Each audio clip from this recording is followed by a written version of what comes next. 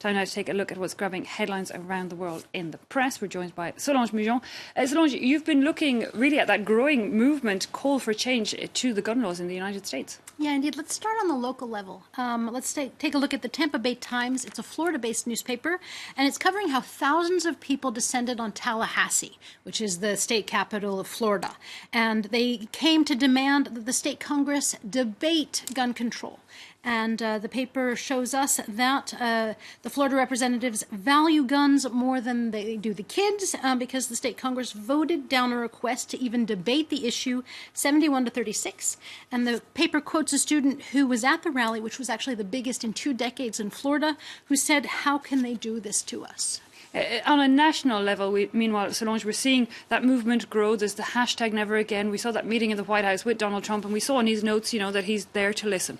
Yeah, the U.S. president met with parents and students, and he proposed some possible options, such as lowering the legal age of buying guns from, increasing the legal age of buying guns from 18 to 21, or banning bump stocks. And according to USA Today, the president almost looked good, that he almost seemed amenable to their demands to curb the number of assault weapons in the U.S. But the paper says that the odds are against changing gun laws in the U.S., but that beating the odds is essential because lives depend on it.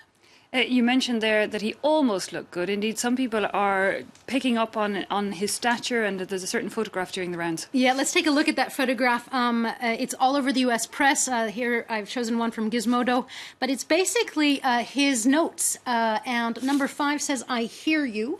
So he was, prepped beforehand to do that. You might also notice the 45 on his cufflinks. Good eye. Good, yeah, kind of humorous. Maybe he doesn't remember what number president he is. But on a more serious note, this might be a reminder of what some in the media are calling the scripted reactions by pro-gun politicians, that this is all of a part of a fight to control the media narrative. The LA Times says that this is already in play with conspiracy theorists. The LA paper says that some groups have already falsely portrayed the victims of the shooting as crisis actors. Now, a crisis actor is someone who's being paid to act like a victim, but is in fact not a victim, so that they can sort of boost the gun control cause. Now, the LA Times debunks these videos and rumors and says that it's the right-wing media that's begun circulating such, but the right-wing media has begun circulating these rumors and conspiracies. Ongoing problem with media and what type of media we're reading or Indeed. watching. Meanwhile, Solange, let's move on to another topic now. And we did talk about it a bit earlier in the French press review. It's Syria. Ongoing coverage of that absolute massacre that's happening in eastern Ghouta. Yeah, let's start with a cartoon on a sort of lighter note by Courrier International. It's by Alex Baumann, and it shows the UN measuring the number of bombs as if it were like snow or something like that. And that's before today's vote by the Security Council for a ceasefire. Now, moving on to how the New York Times is taking the issue with the UN, reminding us that the New York Times reminds us that they've been, quote, particularly impotent in trying to stop the 7-year war. The paper says, though, that it's Assad and Russia that have the most blood on their hands, as you can see the title, Blood on Their Hands, and that history will remember that. But it also says that other world powers have essentially done nothing. And that's the same sentiment in the UK daily, The Independent. In an op-ed, the UK paper says that the Western world's cries of outrage are hollow, and that we haven't stepped in to protect the Syrian people. The Arabic paper Al-Quds is also saying the same thing, that the international outrage is just a letter to the dead, and that it is not concrete action.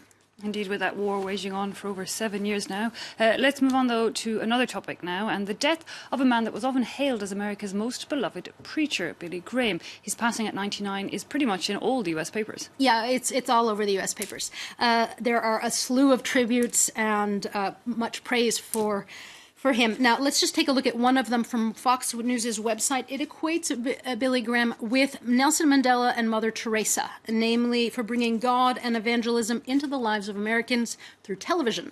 Now, if you don't know who Billy Graham was, he was often called the favorite preacher of U.S. presidents, starting with Truman. and that's in part because he had a huge following. Now, The Guardian says not so fast with so much praise. Instead of a tribute to Graham, it says that he was on the wrong side of history, that he feigned sort of supporting the civil rights movement, which he initially supported, but then he sort of rolled that back and didn't want the government to intervene into helping right injustices. And he's also later on denied climate change.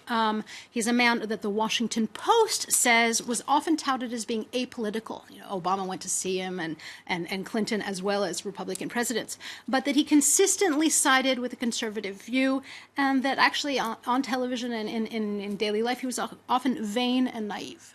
Okay, an interesting read nonetheless about the life and times.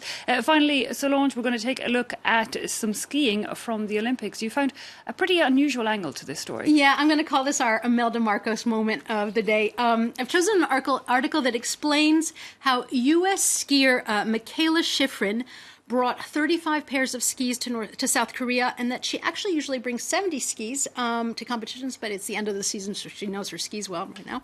Anyway, so each one is particularly fit for a specific kind of snow and weather.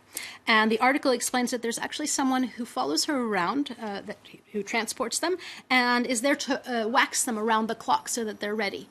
Now, such efforts must have worked because the 29-year-old American has already won gold, and this morning she actually snagged a silver medal in the women's alpine combined event. The things you don't know about sports. Exactly. Solange, thanks a lot for that wrap-up of the international papers. Quick break now, but still to come. Our Focus reporter looks at the precarious lives of at least 3,000 people sleeping rough on the streets of Paris.